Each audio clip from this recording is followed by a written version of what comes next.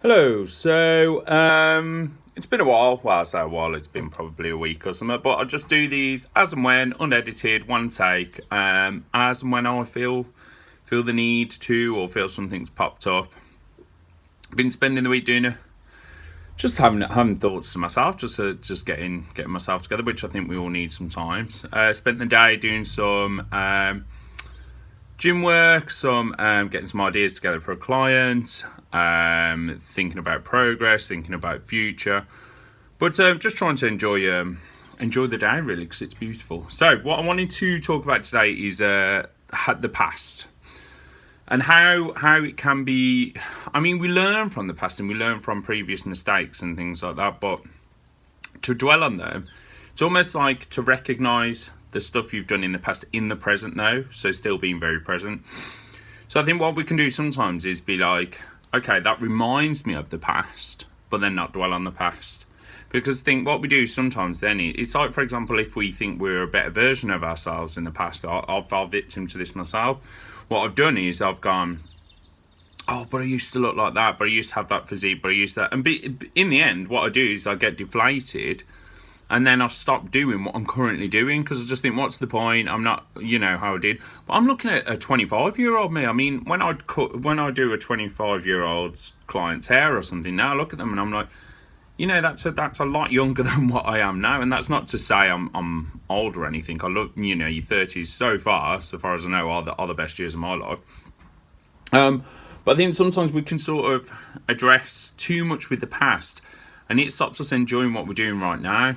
And it's like, yes, of course, I'm not going to sort of just eat yogurts for 2 days and be as thin as I was when I was 24. But at the same time, inside, I think you're a lot more comfortable when you're older, especially in your 30s, because I think you give less focus, and I don't want to say less of a shit, but less focus on other people's opinions. You don't want to hurt another person's feelings or anything like that, but using their opinions as your opinions can sometimes, I think, be a bit detrimental to your progress and your future.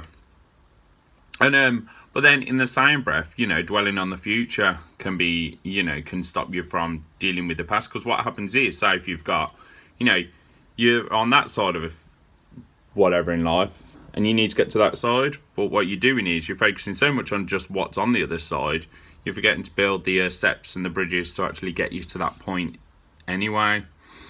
And I think what the past does, the past helps us build those steps, because what we do, we go, oh, I recognise that, I might not do that again. Or maybe I need to do it again and just have a look and maybe reassess or approach it differently. But that way, like, you are very much doing what you need to be doing right now, rather than going, right, okay, oh, but the past was like that though, wasn't it? That was great. But then look at some of the stuff that's going on now in your life, and actually, you might realise that actually it is a lot better. Because I think sometimes some of the stuff I used to do in the past, I think, very much was for selfish reasons, and was for, sorry, I wouldn't say selfish reasons, but more for my own gain. So what I would do is, I'd be somewhere and I'd only be there because I wanted to be there ultimately. Otherwise, it was always like looking for a better option. Whereas now I appreciate, do you know what? If someone's invited you to, I don't know, to Ibiza, but then, there's a friend that actually was relying on your company just to go for a coffee and some dinner or something like that, and that was your original plan, then stick to your original plan. Because I think you don't know how much that person relies on your company, and that's not being egotistical. You don't know how much that person wants to see you, or wants to spend that time with you, rather than just saying, okay, but that would be a better day out, that would be a better night out. But you can probably guarantee the other offer, the last minute offer, was because, probably a bit more farewell weather friend rather than your genuine friend. And it's those valuable moments that I think sometimes we have to see our worth in other people as well as ourselves. And just be like, okay, these people do love me. These people do like spending time with me. And these people do actually like who I am as a person. So then look at why, they're around you for the right reasons. And what do you recognise in them? what do you see in those people that are around you? Oh, she seems generous. Maybe you're generous. She seems kind. Maybe you're kind. He seems caring. Maybe you're caring. And I think it helps you see your own worth if you see the worth of those around you. So yeah, I think I almost wanted to just address that. I think the past can be quite damaging if you stay within it.